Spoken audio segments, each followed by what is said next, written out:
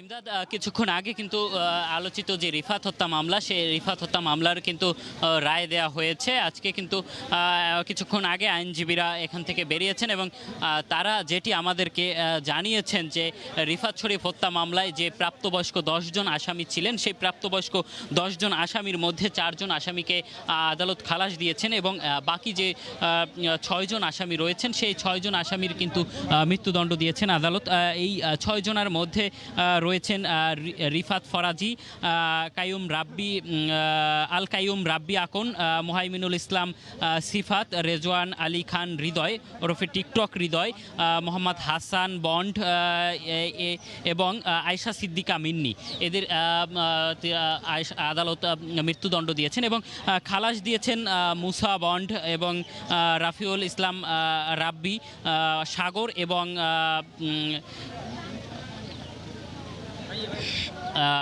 Simon কে আদালত খালাস দিয়েছেন। আপনি দেখতে পাচ্ছেন যে একজন আসামির স্বজন কিন্তু এখানে কান্না করতে করতে আদালত প্রাঙ্গণ থেকে বেরিয়ে যাচ্ছেন।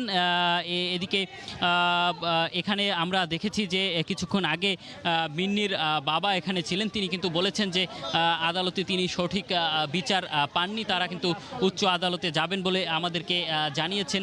এছাড়া রিফাত শরীফের বাবা যিনি রয়েছেন তার প্রতিক্রিয়া আমরা এখনও জানতে পারিনি, হয়তোবা কিছুক্ষণের মধ্যেই আমরা তার প্রতিক্রিয়া জানতে পারবো যে আসলে এই যে রায় যেটি হয়েছে তাতে আসলে তাদের প্রতিক্রিয়াটা আসলে কি। তবে বরগুনাবাসী যেটি বলছিলেন যে এবং রিফাতের যে বন্ধু যারা ছিলেন তাদের একটি দাবি ছিল যে যেহেতু এই মিন্নির যে তদন্ত প্রতিবেদনের যে সমস্ত কর্মকাণ্ড উঠে এসেছে তাতে তারা মিন্নির, আয়শা সিদ্দিকা মিন্নির কিন্তু সর্বোচ্চ শাস্তি তারা দাবি করেছিলেন এবং তারা কিন্তু সেটি পেয়েছেন এবং সে হিসেবে বলা চলে যে আসলে তারা কিন্তু সন্তোষ প্রকাশ করবেন। এবং বাকি যে 4 জন আসামি যারা খালাস পেয়েছেন এর মধ্যে সাইমন কিন্তু আসলে সরাসরি হত্যাকাণ্ডের সাথে জড়িত ছিল না, সে কিন্তু হত্যাকারীদের পালাতে সহায়তা করেছিল, সেরকম একটি ধারায় তাকে অভিযুক্ত করা হয়েছিল। সেক্ষেত্রে সেই ধারায় যে অভিযুক্ত আসামি থাকা সাইমনকেও কিন্তু আসলে আদালত থেকে খালাস দেওয়া হয়েছে। এদিকে এছাড়া যে আসামি যারা রয়েছেন সাগর সহ যারা, তাদের কিন্তু আসলে ধরনের কর্মকাণ্ডের সাথে সরাসরি সম্পৃক্ততা নেই বলে প্রমাণিত হয়েছে বলে তাদেরকে খালাস দেওয়া হয়েছে। এছাড়া যারা আসামি পক্ষের যে যাদেরকে মৃত্যুদণ্ড দেওয়া হয়েছে তারা কিন্তু উচ্চ আদালতে যাবেন বলে আমাদেরকে ইতিমধ্যে আমরা জানতে পেরেছি। এছাড়া আপনাকে যদি বলে রাখি যে এই যে হত্যাকাণ্ড, আয়শা সিদ্দিকা মিন্নি তিনি কিন্তু প্রথমত এই হত্যা মামলায় সাক্ষী হিসেবে ছিলেন, কারণ নিহত রিফাতের বাবা দুলাল শরীফ যখন মামলা করেছিলেন তখন কিন্তু দুলাল শরীফ তাকে সাক্ষী রেখেই কিন্তু আসলে মামলা করেছিলেন। পরবর্তীতে মিন্নি, আয়শা সিদ্দিকা মিন্নির যখন সামাজিক যোগাযোগ মাধ্যমে নয়নবন্ড 2 জুলাই যখন মারা যায় হত্যাকাণ্ডের 7 দিনের মাথায়, তারপরেই কিন্তু আসলে সমালোচনায় আসে মিন্নি এবং মিন্নির কিন্তু নানা ধরনের নয়নের সাথে সম্পর্ক এবং একটি পরকীয়া সম্পর্কের কিন্তু আসলে জানান পাওয়া যায় সামাজিক যোগাযোগ মাধ্যমে এবং সেটি কিন্তু আয়শা সিদ্দিকা মিন্নি তার স্বীকারোক্তিমূলক জবানবন্দিতেও কিন্তু তিনি স্বীকার করেছিলেন। এবং ঘটনার দিন যেদিন রিফাতকে কুপিয়ে হত্যা করা হয় সেদিন কিন্তু সকালেও নয়ন বন্ড এবং রিফাত ফরাজি এবং যারা হত্যাকাণ্ডটি করেছে তাদের সাথে মিন্নির একটি যোগাযোগ এবং মোবাইল ফোনে কথোপকথনের সিডিআর কিন্তু পুলিশ এই হত্যাকাণ্ডের অভিযোগপত্রের সাথে দিয়েছিলেন এবং সেখানে কিন্তু দেখা গেছে গত 1 মাসে মিন্নি কিন্তু নয়ন বন্ডের সাথে অনেকবার যোগাযোগ করেছেন এবং আলাদা একটি ফোন নাম্বার থেকে, যার ফলে কিন্তু তখনই সবাই মিন্নিকে সমালোচনায় নিয়ে আসে এবং পরবর্তীতে কিন্তু 16 জুলাই মিন্নি গ্রেপ্তার হয় পুলিশের হাতে এবং গ্রেপ্তারের পর কিন্তু দেখা গিয়েছে যে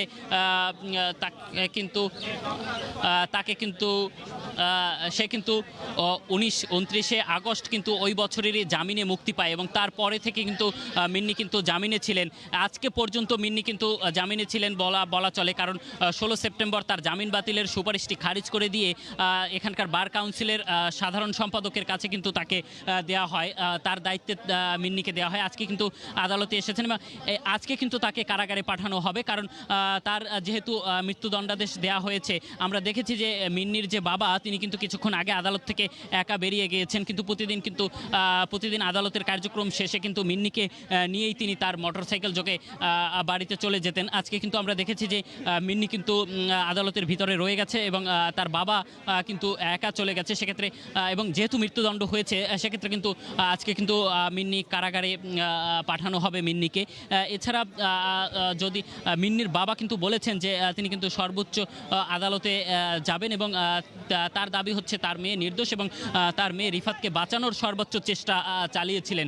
কিন্তু যে পরবর্তীতে মিন্নি কিন্তু তার স্বীকারোক্তিমূলক জবানবন্দিতেও বলেছিলেন যে রিফাতকে একটি উচিত শিক্ষা দেওয়ার জন্য এই নয়ন বন্ড সহ যে কিশোর গ্যাং বন্ড বাহিনী তাদের সাথে হাত মিলিয়েছিলেন এবং তাদের সাথে হাত মিলিয়ে মিন্নি রিফাতকে একটি শিক্ষা দেওয়ার একটি পরিকল্পনা করেছিলেন। সেখানে হয়তোবা তাকে কুপিয়ে মেরে ফেলার পরিকল্পনা তার না থাকলেও সেই জাতীয় কর্মকাণ্ডের সাথে কিন্তু তিনি জড়িত ছিলেন। এবং এখানে আমরা আদালত প্রাঙ্গণে এই মুহূর্তে সাধারণ মানুষ কিন্তু বলা চলে যে স্বাভাবিকভাবে রায়ে সন্তোষ প্রকাশ করছেন, কারণ আমরা এখন পর্যন্ত অসন্তোষ প্রকাশ করতে কাউকে এখানে দেখছি না। যদিও আসামি পক্ষের যারাই এসেছেন এখানে রিশান ফরাজি, রিফাত ফরাজি, এছাড়া মোহাইমিনুল ইসলাম সিফাত সহ যাদের স্বজনরা এসেছেন তারা কিন্তু আসলে এই রায়ে সন্তোষ প্রকাশ করেন এবং আসামি পক্ষের আইনজীবীরাও কিন্তু এই রায়ে এখন পর্যন্ত আমাদেরকে সন্তোষ প্রকাশের কোনো কথা জানায়নি। আপনাকে যদি আমি আরও কিছু ইনফরমেশন দিয়ে রাখছি, যেমন মিন্নির সাথে যে নয়ন বন্ডের যে কাজগুলো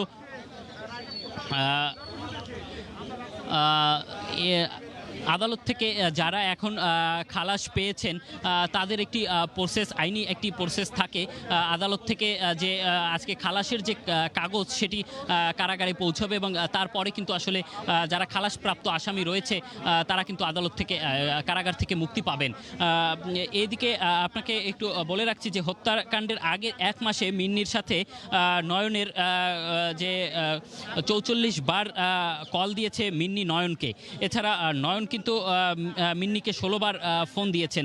এছাড়া SMS করেছেন মিন্নি নয়নকে 18 বার এবং নয়ন মিন্নিকে SMS করেছেন 45 বার। এছাড়া এই যে হত্যাকাণ্ডটি রিফাতের পরিবার থেকে কিন্তু বারবারই দাবি করা হয়েছিল যে যেহেতু বিয়ে গোপন রেখে এই রিফাতের সাথে আবারও বিয়ে করেছে মিন্নি, সেক্ষেত্রে এই রেশেই কিন্তু এই হত্যাকাণ্ডটি ঘটেছে এবং সেখানে কিন্তু আসলে তাদেরও একটি দাবি ছিল যে মিন্নির যাতে সর্বোচ্চ শাস্তি হয়। সেক্ষেত্রে কিন্তু সেই সর্বোচ্চ শাস্তি তারা পেয়েছেন। সেক্ষেত্রে মিন্নির পরিবারের সন্তোষ প্রকাশ করাটা আমরা স্বাভাবিকভাবেই নিতে পারি যে মিন্নির পরিবার এই হত্যার রায়ে আসলে সন্তোষ প্রকাশ করবেন। এছাড়া এই মুহূর্তে আসলে এখানে আমরা দেখছি যে আদালত প্রাঙ্গণে যে আইনজীবীরা রয়েছেন তারা কিন্তু আসলে এই মুহূর্তে মিডিয়ার ব্যক্তিদের সাথে বক্তব্য দিচ্ছেন। এছাড়া এবং আসামি পক্ষের আইনজীবীরাও এখানে রয়েছেন। আমরা এই মুহূর্তে এখানে পেয়েছি রাষ্ট্রপক্ষের আইনজীবী। আমরা তার কাছ থেকে জানতে পারি যে আসলে এই আজকে আদালতে কি রায় হয়েছে এবং কতটা শাস্তি পেয়েছেন এবং এই যে যারা খালাস পেয়েছে তারা আসলে আজকেই এখান থেকে কারাগারে পাঠানো হবে না আসলে বেরিয়ে যাবেন। আপনারা জানেন যে দীর্ঘ পরিশ্রমের আজকে ফসল আমরা পেয়েছি। এই রিফাত শরীফ হত্যাকাণ্ড শুধু বরগুনার সারা বাংলাদেশের আলোচিত হত্যাকাণ্ড ছিল। এই মামলায় আজকে রায় প্রচার করেছেন বরগুনা জেলা ও দায়রা জজ মোহাম্মদ আসাদুজ্জামান। এই মামলায় আমরা প্রথম থেকে এই মামলা বিচার কার্য 1/1/2020 তারিখে 4 শুনানি হয়েছে। সেই শুনানি থেকে আমরা বলে আসছি যে এই হত্যাকাণ্ডের পিছনে মাস্টার মাইন্ড ছিল আয়েশা সিদ্দিকী মিন্নি। আজকে আমাদের রাষ্ট্রপক্ষে আমরা আশার আলো দেখতে পেরেছি এবং রায় আমরা সন্তুষ্ট প্রকাশ করেছি। আজকে যে কোর্টে অবজারভেশন অবজারভেশন দিয়েছে। সেই অবজারভেশনে করে বলেছে যে এই 26 জুন যে রিফাত শরীফ কলেজ গেটের সামনে হত্যাকাণ্ড হয়েছে তার পূর্বে এই আয়েশা সিদ্দিকী মিন্নির ষড়যন্ত্রের কারণেই মূলত এই হত্যাকাণ্ড সংঘটিত হয়েছে। এই হত্যাকাণ্ডের সাথে সরাসরি 6 জন সম্পৃক্ত ছিল এবং 6 জনকেই এই আদালত মৃত্যুদণ্ড দিয়েছে। আমরা এই রায়ের অত্যন্ত সন্তোষ প্রকাশ করছি এবং 4 জনকে যে খালাস দিয়েছে এ নিয়ে আমাদের কোনো বক্তব্য নাই। কোর্ট যেটা ভালো মনে করছেন, সাক্ষ্য প্রমাণ দিয়েছেন। এই মামলায় 19 জন দেখা সাক্ষী ছিল, প্রত্যক্ষ সহযোগী সাক্ষী ছিল এবং এই মামলা আমরা জানেন 76 জন সাক্ষী দিয়েছে। ওই তদন্তকারী কর্মকর্তা সহ সকলেই এই মিন্নির কথাই বলে আসছে। মিন্নিকেই করবরট করেছে যে মিন্নির ষড়যন্ত্রের কারণেই এই হত্যাকাণ্ড হয়েছে। আপনারা আরও জানেন এই মিন্নি প্রথমে নয়নবান যে সন্ত্রাসীর গুলিতে সে নিহত হয়েছে, এই নয়নবানের সাথে একটা বিবাহ ছিল। এই বিবাহ বন্ধনটা আবদ্ধ থাকা অবস্থায় গোপন করে রিফা শরীফকে বিবাহ করেছিল, সেটাও অবজারভেশন আছে। তার একটা নারী বিবাহ বলবৎ থাকা অবস্থায় আর একজনকে পুরুষকে বিবাহ করতে পারে না। দুইটা পুরুষ যখন একত্র ছিল তখন সেই হত্যাকাণ্ডে ষড়যন্ত্র করতেছিল যে এই রিফা শরীফকে পৃথিবী থেকে সরিয়ে দেওয়া উচিত এবং সেই ষড়যন্ত্র করেছিল কলেজের গেটের। আপনারা কি আজকে কি আদালতে এটা প্রমাণ হয়েছে যে মিন্নি এই হত্যাকাণ্ডের মূল পরিকল্পনাকারী? এই আদালতের আমাদের প্রমাণ না, আদালতই অবজারভেশন দিয়েছে যে এই হত্যাকাণ্ডের মূল পরিকল্পনা ছিল আয়েশা সিদ্দিকী মিন্নি। সে আমরা শুরু থেকে বলে আসছি এবং সেইটাই প্রমাণিত হলো যে মিন্নির ষড়যন্ত্রের কারণেই একটা তরতাজা ছেলে যে রিফা শরীফ হত্যাকাণ্ড সংঘটিত হয়েছিল। মিন্নির না হলে এই হত্যাকাণ্ড হইতো না। আমরা মিন্নিকেই আমরা প্রথম মাস্টার মাইন্ড বলেছি। আদালতের অবজারভেশনও সেটা ছিল যে মিন্নির কারণেই এই হত্যাকাণ্ড সংঘটিত হয়েছে। আজকে কি মিন্নিকে কি কারাগারে পাঠানো হবে কিনা এবং তাদেরকে যে অর্থদণ্ড, আচ্ছা এই যে মূল পরিকল্পনাকারী এতদিন জামিনে ছিল, এই বিষয়টা নিয়ে আপনাদের ক্ষোভ আছে কিনা এবং আজকে মিন্নিকে আসলে কোথায়? না, এই যে আপনারা জানেন আয়েশা সিদ্দিকী মিন্নিকে মহামান্য হাইকোর্ট জামিন দিয়েছিল, তারপর রাষ্ট্রপক্ষ লিভ টু আপিল করেছিল মহামান্য সুপ্রিম কোর্টে, সেখানে তার জামিনটা বহাল রেখেছে এবং এই যে জামিনে ছিল এ নিয়ে আমাদের আদালতের প্রতি কোনো ক্ষোভ এবং কোনো হতাশা নাই। আদালতে আমরা ন্যায় বিচার চেয়েছি এবং ন্যায় বিচার আমরা পেয়েছি এবং মিন্নিকে এই দণ্ড দেওয়ার সাথে সাথে কারাগারে প্রেরণের আদেশ দিয়েছে এবং এই যে 6 জন দণ্ডপ্রাপ্ত আসামি, ফাঁসির আসামি, সকলেই এখন কারাগারে চলে যাবে এবং বাকি আসামিরা যারা আছে তারা খালাস হবে, জেল গেট থেকে তাদেরকে মুক্তি দিয়ে দেবে এবং এই মামলায় একজন পলাতক আসামি ছিল মুছা, তাকেও আদালত খালাস দিয়েছে। আচ্ছা, এই যাদের খালাস হয়েছে তারা কি সরাসরি অপরাধের সাথে জড়িত ছিল কিনা বা তাদের যে খালাস হয়েছে এতে আপনাদের আসলে প্রতিক্রিয়াটা? এই যে খালাস হয়েছে আমরা আদালতের উপরে কোনো মন্তব্য করতে চাই না। আদালত সাক্ষ্য প্রমাণে 76 জন সাক্ষী দিয়েছে, তাদের সাক্ষ্য যথেষ্ট বলে প্রমাণিত হয় না, তাদের খালাস দিয়েছে। আমরা আদালতের প্রতি খুশি, আমাদের কোনো প্রতিক্রিয়া নাই, কিন্তু রায় আমরা খুব খুশি হয়েছি, অত্যন্ত খুশি হয়েছি যে সঠিকভাবে একটা রায় প্রচার হয়েছে। জি, আপনি দেখলেন যে আসলে রাষ্ট্রপক্ষের যে আইনজীবী ছিলেন মজিবুল হক কিসলু, তিনি কিন্তু আমাদেরকে এতক্ষণ বলছিলেন যে আসলে এই যে মিন্নি, আয়েশা সিদ্দিকা মিন্নি, সে যে এই রিফাত শরীফ হত্যাকাণ্ডের যে মূল পরিকল্পনাকারী এবং সেটি কিন্তু আদালতে প্রমাণ হয়েছে বলে তিনি আমাদেরকে জানিয়েছেন এবং সেই কারণেই কিন্তু তাকে সর্বোচ্চ শাস্তি মৃত্যুদণ্ড দেওয়া হয়েছে এবং তার সাথে কিন্তু আসলে বেশ কয়েকজন আসামিকে কিন্তু একটি অর্থদণ্ড দেওয়া হয়েছে। তবে খালাসপ্রাপ্ত আসামিদের ব্যাপারে কিন্তু তাদের কোনো অসন্তোষ নেই বলে আমাদেরকে এইমাত্র জানিয়েছেন।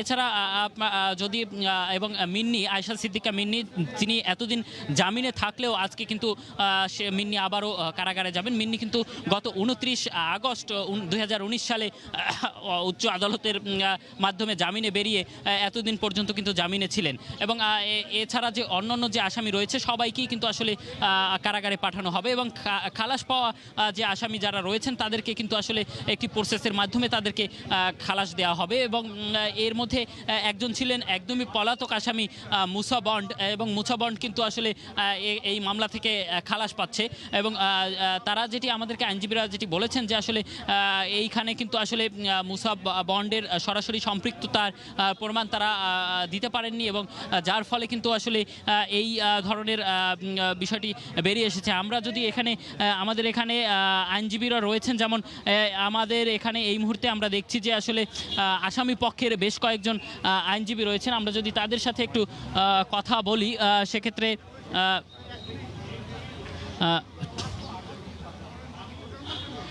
আমরা এই যে রিফাত শরীফ হত্যা মামলা, এই যে রিফাত শরীফ হত্যা মামলা সেটি কিন্তু প্রায় 1 বছর 3 মাসের মধ্যেই কিন্তু আসলে রায় পেয়েছেন, যার ফলে কিন্তু এখানকার মানুষ কিন্তু আমরা একটু আসামি পক্ষের দু একজন আইনজীবীর সাথে কথা বলবো। আসলে এই রিফাত শরীফ হত্যা মামলাটি অত্যন্ত দ্রুততার সাথে আমরা একটি রায় এখানে পেয়েছি, সেটি আসলে আসামি পক্ষের যে আইনজীবী সেখানে স্যাটিসফাইড, যেহেতু আমি প্রমাণ করতে সক্ষম হয়েছি যে আসামি নির্দোষ এবং প্রসিকিউশন প্রমাণ করতে সক্ষম হয়নি যে আসামি দোষী।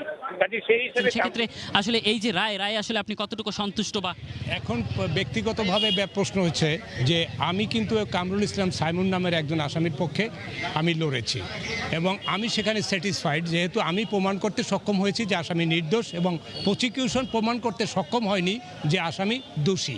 কাজে সেই হিসাবে কামরুল ইসলাম সাইমুন নির্দোষিতা প্রমাণিত হয়েছে। পাশাপাশি সাগর, যে ছেলেটির ছিল এইরকম একটা বিষয় যে তাকে কেউ কলেজে যাইতে আহ্বান জানিয়েছে, তিনি একটা লাইক দিয়েছেন কিন্তু তার কোনো পার্ট পেলেছিল না, তিনি ওখানে যান নাই। সেই অভিযোগও তার বিরুদ্ধে প্রসিকিউশন প্রমাণ করতে সক্ষম হয় নাই, যার জন্য সেও খালাস পাইছেন। আরেকজন ছিল রাব্বি, যে খালাসপ্রাপ্ত হয়েছেন।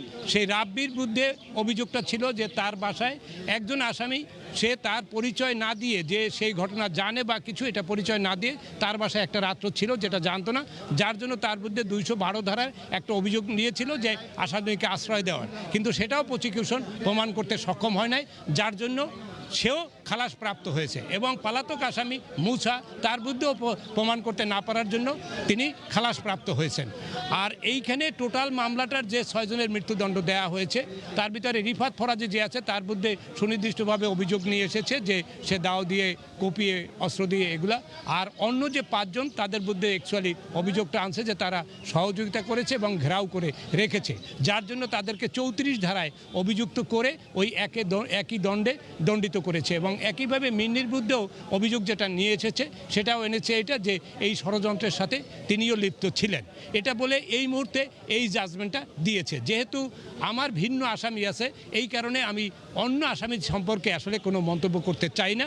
ডেফিনেটলি তাদের বিষয়, তারা যদি ক্ষোভ থাকে, তাদের যদি এটা ক্ষুব্ধ হওয়ার বিষয় থাকে, ডেফিনেটলি তারা উচ্চ আদালতে গিয়ে সেখানে তারা ব্যবস্থা নেবেন। খালাসপ্রাপ্ত আসামিরা কি এখান থেকেই বেরিয়ে যাবেন কি? নিয়ম অনুযায়ী তাই। নিয়ম হচ্ছে, আমি সারাটা জীবন যেটা দেখে এসেছি এ যাবৎকাল পর্যন্ত, যখন কোনো আসামিকে মুক্তি দেওয়া হয় নির্দোষিতা প্রমাণ করার পরে, তখন তার হাতে আর হ্যান্ডকাপ লাগানো যাবে না এবং তাকে এখান থেকেই সমস্ত পেপারস পরিপূর্ণভাবে ঠিক করে, পুলিশ বিভাগ তো আর হুট করে ওই এজলাস থেকে ছেড়ে দেবেন না, ওনাদের এখানে একটা জায়গা আছে, ওখান থেকে পরিপূর্ণ কাগজপত্র সব রেডি করে তাকে রিলিজ করে দেবেন। এটি নিয়ম জেনে এসেছি। ব্যতিক্রম কিছু থাকলে সেটা পুলিশ বিভাগ ডেফিনেটলি তারা আইন চর্চা করে দেখবেন। আচ্ছা, ধন্যবাদ। জি, আসলে আপনি দেখলেন যে আসলে এই যে রিফাত শরীফ হত্যা মামলার রায় কিন্তু কিছুক্ষণ আগে হয়েছে এবং যাদের 6 জন আসামিকে আসলে মৃত্যুদণ্ড দেওয়া হয়েছে এবং 4 জনকে খালাস দেওয়া হয়েছে। তো সাধারণ মানুষের মধ্যে কিন্তু একটু উচ্ছ্বাস ছিল। তো এই ছিল আমার কাছে সবশেষ বরগুনা থেকে। বরগুনার আলোচিত রিফাত শরীফ হত্যায় স্ত্রী মিন্নি সহ 6 জনের ফাঁসির রায় দিয়েছেন আদালত। সে খবরই আমাদেরকে জানাচ্ছিলেন আদালত প্রাঙ্গণ থেকে সহকর্মী এম এ আজিম। দুপুরের